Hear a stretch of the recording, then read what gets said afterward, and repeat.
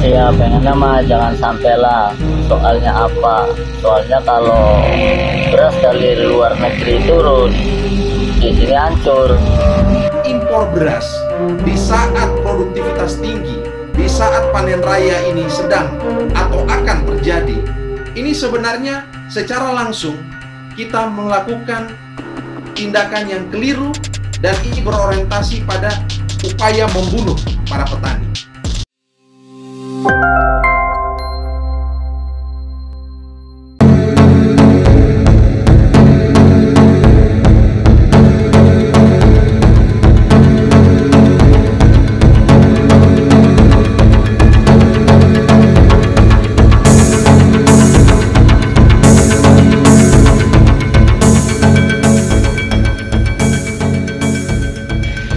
Ya pengennya mah jangan sampai lah.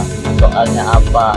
Soalnya kalau beras dari luar negeri turun, di sini hancur. Soalnya kan harga padi murah, ibaratkan harga pupuk mahal, harga obat mahal, kan harus sesuai makanya. Ya ibarat kayak saya petani kan ibaratnya, ya bagaimanalah merasakan ibarat kalau harga padi murah kan ibarat nggak sesuai, nggak imbang. Ya penjualan beras ya ibarat nambah turun, apalagi dari luar negeri turun. Tidaklah, yang nama jangan sampai dari luar negeri turun. Ya kedepanin mah kalau harga beras, harga padi stabil mah ya ibarat mending.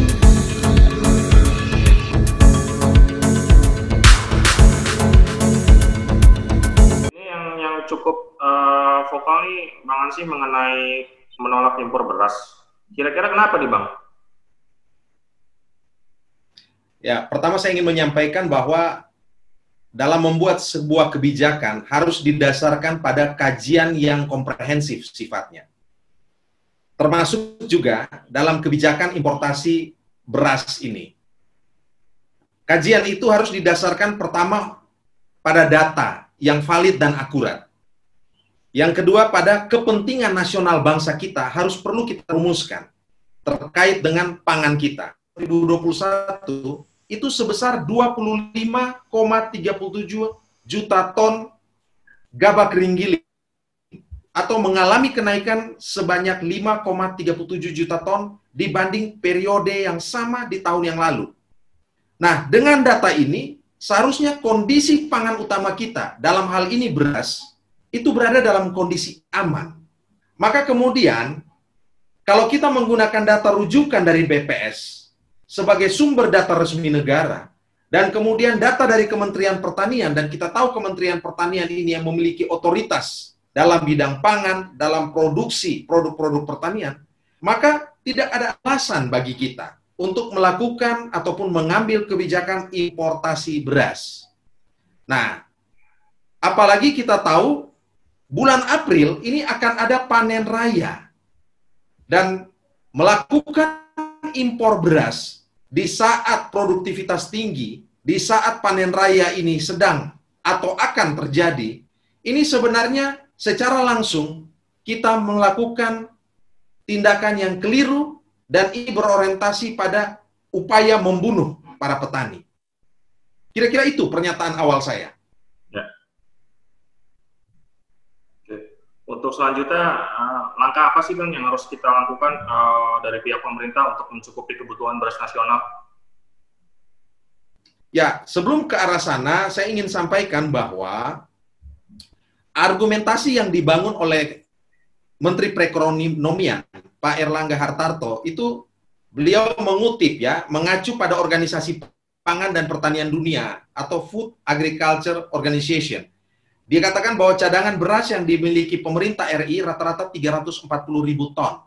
Masih jauh dari standar FAO sebanyak 1,1 hingga 1,8 juta ton.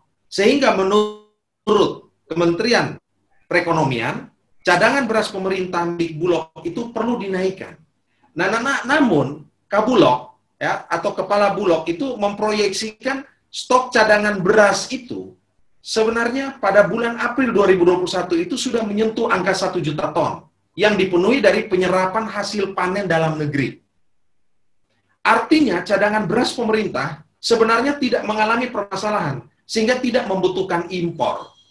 Nah, kebijakan melakukan impor ini sebenarnya sebagai cara untuk melanggengkan ketergantungan kita pada pangan impor. Nah, mestinya pada saat ini keberpihakan kita kepada petani, ya, upaya mendorong produktivitas pertanian kita, produktivitas pangan kita itu lebih digenjot lagi. Nah, jadi dasar penolakan saya ini tidak serta-merta hanya asal tolak anti asing, anti importasi, tidak. Tetapi pendasaran datanya jelas, argumentasinya solid, dan kemudian keberpihakannya jelas. Keberpihakannya kemana? Keberpihakannya kepada petani. Nah, saya ingin mengutip kata-kata yang selalu disampaikan ataupun diingatkan oleh pendiri Republik kita, proklamator kita, Presiden pertama Republik Indonesia, Bung Karno. Bung Karno mengatakan, jangan kita menggunakan ujung lidah kita, cita rasa kita, selera kita, ya, itu dijajah oleh asing. Apa maksudnya? Maksudnya Bung Karno ingin menekankan dalam kebijakan politik pangan, mestinya orientasi visi besar kita itu adalah menuju kepada kemandirian dan kedaulatan pangan, bukan sekedar pada ketahanan pangan. Kalau orientasinya sekedar pada ketahanan pangan, ya kita hanya akan bicara tentang terjangkauan. Dan itu bisa saja ya dihasil ataupun produk. Nah, hari saja dampaknya baru wacana importasi beras 1 juta ton. Belum kebijakan ini dijalankan. Dampaknya itu efek wacana impor beras ini sudah memukul harga gabah para petani. Harga gabah para petani itu mengalami penurunan drastis. Nah, berdasarkan peraturan Menteri Perdagangan nomor 24 tahun 2020, harga pembelian pemerintah atau HPP untuk gabah kering panen, PKP di tingkat petani, itu sebesar 4.200 per kilogram. Nah, rencana pemerintah untuk melakukan impor beras ini sebenarnya sudah membuat psikologi pasar menjadi terganggu. Akibatnya apa? Harga gabah petani ini menjadi lemah. Ya tentu petani dirugikan. Baru wacana saja, harga gabah sudah anjlok. Apalagi kebijakan importasi beras ini jadi dilanjutkan. Saya ambilkan contoh, di beberapa tempat, di beberapa provinsi dan daerah, harga gabah petani itu sudah berada di bawah HPP. Contoh, di Blora, harusnya 4.200 per kilogram, tetapi di Blora hari ini 3.300 per kilogram. Turun hampir Rp1.000. Di Kendal, tinggal 3.600 per kilogram. Di Ngawi, 3.400 per kilogram.